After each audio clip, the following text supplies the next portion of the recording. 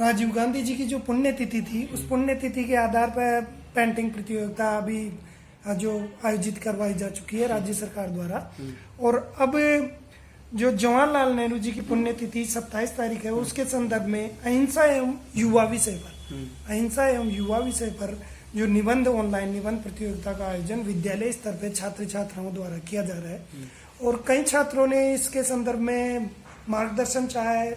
ये बात पूछनी चाहिए, सर हम इस पर किस तरह लिखें, निबंध का जो लेखन है वो किस तरह होना चाहिए। तो युवा वर्ग के साथ अहिंसा को किस तरह जोड़ते हैं, अहिंसा परमो धर्म है, हमारी जो धर्म की व्याख्यात्मक शैली है उसमें भी धर्म के बराबर अहिंसा को परम धर्म की संज्ञा दी गई है। तो इस निबंध का लेखन जब बच्चे करें तो उन निबंध का क्या क्या आधार होना चाहिए, युवा पीढ़ी पर किस तरह इसका असर सार्थक हो सकता है या सकारात्मक परिणाम प्राप्त कर सकते हैं, या हिंसा और अहिंसा में तुलना किस तरह की जा सकती है, इस बारे में आप थोड़ा। सामान्यतः इतिहास में भी अपन देखें, इतिहास को उठा के तो ये पाया गया है कि किसी भी देश के विकास उत्थान पतन के लिए युवा और शिक्षित वर्ग ही का महत्वपूर्ण रोल होता है। मतलब इसमें बिल्कुल। और ये व्यक्ति से ही अपेक्षा की जा सकती है कि ये कुछ परिवर्तन कर सकते हैं और निरंतरता में यही किसी कार्य को एक अच्छा मूवमेंट दे सकते हैं। तो इसलिए युवा पीढ़ी को एक अच्छा बना के कोटेशन बना के विद्यार्थियों को निबंध के भाई किस कोटेशन पर अहिंसा के क्या लाभ है, अहिंसा रखने से लोगों के प्रति आपस में भावात्मक संबंध किस प्रकार के रहेंगे, प्राणी जगत किस प्रकार सुरक्षित रहेगा और जीव जगत किस प्रकार सुरक्षित रहेगा, मनुष्य में तारतम्यता बनी रहेगी और लोग सहजतापूर्ण जीवन यापन करेंगे। मतलब वर्तमान में सभी धर्मों में अहिंसा पर बल दिया गया है।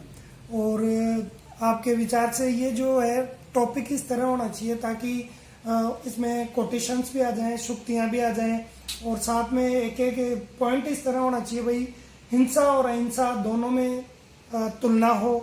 फिर जो वर्तमान पीढ़ी है उस पीढ़ी में और पुरानी, जैसे गांधी जी के आदर्शों की बात करते हुए चले, उन्होंने अहिंसा को आगे बढ़ाया, उसको एक हथियार के रूप में लेते हुए जो क्रांतिकारी परिवर्तन ला दिए।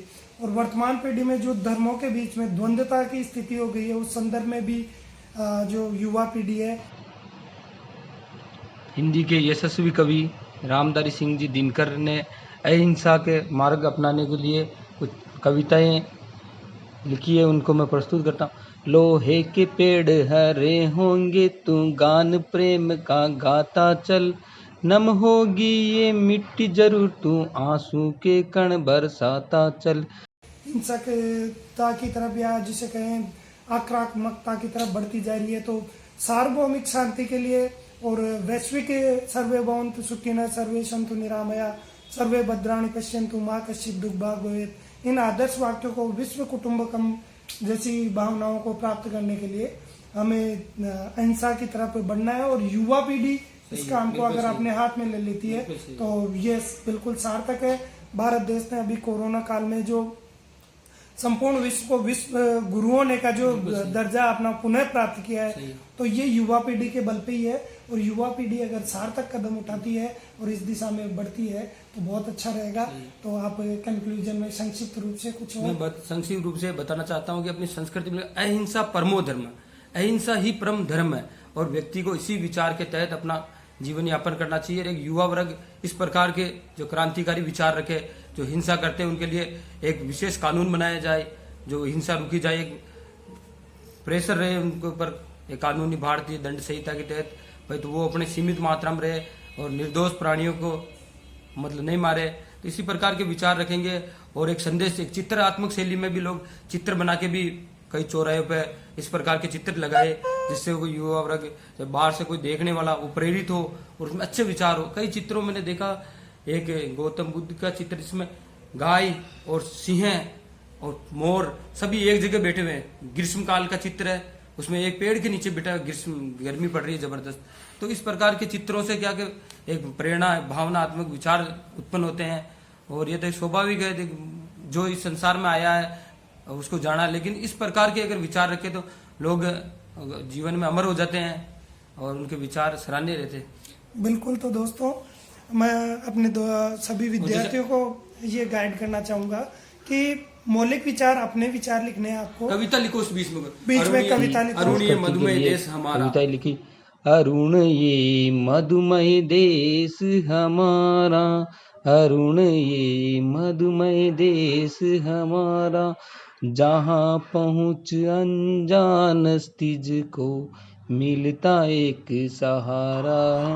क्योंकि अपने देश के अंदर ऐसी शक्ति, ऐसा भावात्मक लगाव है, क्योंकि कोई बाहर से कोई पक्षी भी अगर आए तो उसका मुंह भी अपने देश की ओर, इसके देश के प्रेम के लिए इधर मुड़ जाता है। तो उसी समझ जाना चाहिए कि देश भारत देश है। बहुत बहुत धन्यवाद संजय जी, आपके साथ हुई बातचीत ने मुझे भी कुछ बोलने के लिए प्रेरित किया है और बहुत ही सार्थक आपने बात की है। देखिए ये प्रत्यक्ष है।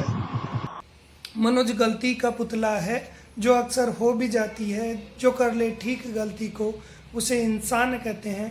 तो अहिंसा है, हमारी युवा पीढ़ी को इंसानियत की शिक्षा देती है। और दोस्तों, आपको युवा पीढ़ी अहिंसक बनकर किस तरह इस जो गांधी जी का जो हथियार था, या हमारे जो प्राचीन भारतीय संस्कृति का जो प्रमुख शस्त्र है, इसके द्वारा किस तरह आगे बढ़ सकते हैं, ये आप ध्यान देंगे तो लगता है आपको ये हमारा संवाद काफ़ी सहायक रहा होगा। तुरंत ही बनाया, अभी किसी बच्चे का फोन आया, सर हमें कुछ भेजिए, किस तरह हमें लिखना है। तो मैं मीणा जी को बहुत बहुत धन्यवाद ज्ञापन करना चाहूँगा। धन्यवाद की बात है। युवा व्यक्ति में अपनी सृजनात्मकता, अपने मौलिक विचार भी रखे जाए ना। प्रत्येक व्यक्ति में अपने नैतिक और मौलिक विचार होते हैं, वो विचार की अभिव्यक्ति की जाए, वो और अच्छी रहती है। बिल्कुल बिल्कुल। अपने खुद में काल्पनिक सोच, अगर इस प्रकार की कल्पना की जाए कि अगर हिंसा ही होती रही तो इस मानव सृष्टि का क्या होगा, और अहिंसा का मार्ग अपना लिया जाए तो आने वाले समय में किस प्रकार का एक जीवन रहेगा। ऐसे विचार, अपनी कल्पना भी निबंध में व्यक्त करें तो बहुत अच्छी बात है। बहुत बहुत धन्यवाद आपको, आप यहाँ हमारे साथ हैं, आपका अनमोल समय निकाला, धन्यवाद।